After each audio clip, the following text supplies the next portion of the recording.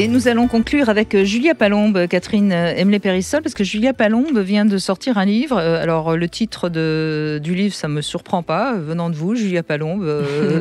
Toutes les femmes sont des sirènes, elles pensent avec leur queue. Voilà, c'est à la fois un peu provoquant, il y a de l'humour, et c'est tout à fait ce que vous représentez, Julia Palombe. On connaît. Oui, c'est un titre très palombesque, n'est-ce pas? Alors c'est aux éditions Blanche. Alors je l'ai évidemment lu, Julia Palombe, et finalement je dirais que c'est un livre porno-érotique. Est-ce que ça vous va comme non? Alors, est-ce que ça me va? Écoutez, moi, en tout cas, je pense que maintenant, il ne m'appartient plus et chacun en fait bien ce qui lui plaît. Si pour vous, il est porno-érotique, c'est formidable. Pour d'autres, il sera autre chose et c'est très bien aussi. Moi, je l'ai écrit avant tout comme un roman, bien sûr, qui inclut toutes ces phases de sensualité et de chair et d'expérience et de rencontres et de curiosité. Pour moi, c'est avant tout un livre qui confronte évidemment ces deux personnages féminins forts. Alors, ce qui est intéressant, justement, c'est ça, Catherine, c'est une très jeune journaliste qui interviewe une femme de 70 ans, je crois, c'est ça, et qui tout d'un coup, cette femme de 70 ans se met à raconter toutes ses aventures sexuelles, et donc on découvre beaucoup de choses. Et c'est cette rencontre entre une jeune femme innocente de cette génération actuelle, et qui finalement est assez... j'allais dire bouleversée, voire même parfois un peu choquée. Oui, tout à fait. Et ce qui montre bien que finalement, alors j'ai l'impression, mais je me trompe peut-être, que vous avez eu envie de montrer que les femmes libérées, c'est pas la génération qui arrive, qu'il y en a eu bien avant, non? Est-ce que je me trompe? Alors j'ai surtout eu envie de confronter ces deux générations parce que je trouve que depuis notamment le mouvement MeToo, on n'a finalement jamais parlé de la relation entre femmes. Et moi, c'est un sujet qui me tient beaucoup à cœur. Je crois qu'on a besoin de cette discussion intergénérationnelle. On a besoin de se regarder. Mais là, c'est presque la grand-mère. Bien sûr que c'est presque la grand-mère. C'est pas la mère et la fille. Non, c'est la grand-mère. C'est un choix, oui, parce que moi, j'adore les grand-mères. J'adorais la mienne. Donc, c'est aussi quelque part, bien sûr, un hommage. C'est un hommage aussi que vous avez sûrement vu, un petit clin d'œil à Régine Desforges, qui est la maman de mon éditeur Frank Spengler. Et j'avais envie de ça parce que je trouve que on l'entend pas assez actuellement. Par exemple, la parole de nos grand-mères, elles ont vécu plein de choses. Alors je sais pas si on va pas jouer à qui a la plus grosse queue, dans le sens qui est la plus libre, la plus belle sirène. C'est même pas ça qui m'intéresse. Mais ce qui m'intéresse vraiment, c'est de confronter ses pensées et de voir en fait où elle est la liberté. Et la liberté, on le sait, et vous le rappelez sans cesse sur cette émission, a raison, la liberté, elle est à l'intérieur de soi.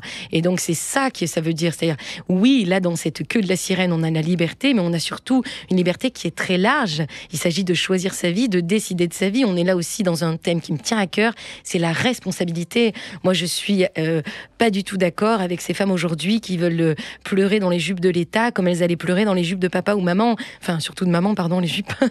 Mais j'ai envie qu'on soit responsable. Et c'est ça aussi qu'elle amène, cette Louise, cette grand-mère.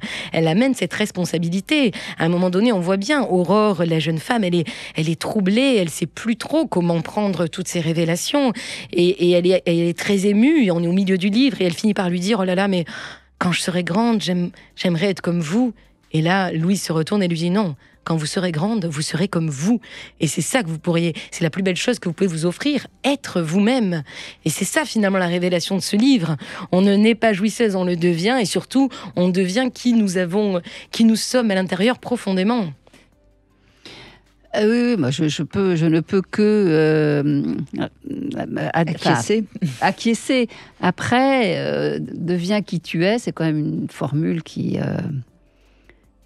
est à la fois source d'inspiration, mais qui, je sais, quand elle est entendue par des personnes jeunes, est absolument effrayante. C'est-à-dire, comment je fais pour découvrir qui je suis, puisque la découverte ne peut se faire que par l'expérience d'être.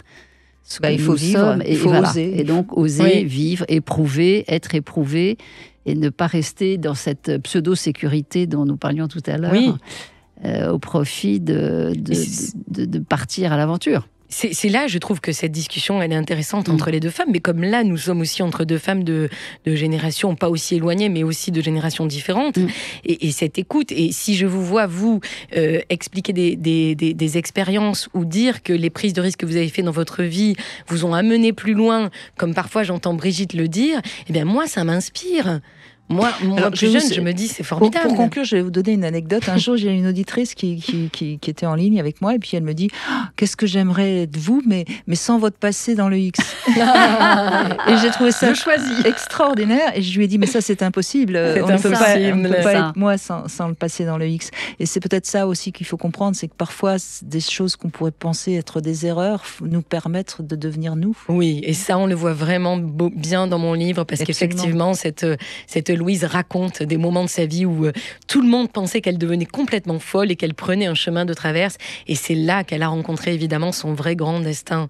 Parfois, il faut avoir ce courage-là de prendre le chemin qui n'est pas tout tracé. Voilà, ça s'appelle Toutes les femmes sont des sirènes, elles pensent avec leur queue. Je ne peux pas m'empêcher de continuer, parce que c'est écrit plus petit, elles pensent avec leur queue. C'est aux éditions Blanche. C'est un roman, je le précise, parce que ça se lit évidemment comme un roman. C'est pas du tout un essai, c'est pas du tout le même. Et je pense que vous avez volontairement voulu que ce soit un roman pour que ce soit agréable à lire. Tout à fait. Il était une fois. Il était une fois des sirènes qui vont envahir. Une sirène. Merci beaucoup, Julia Pallon. Merci Brigitte.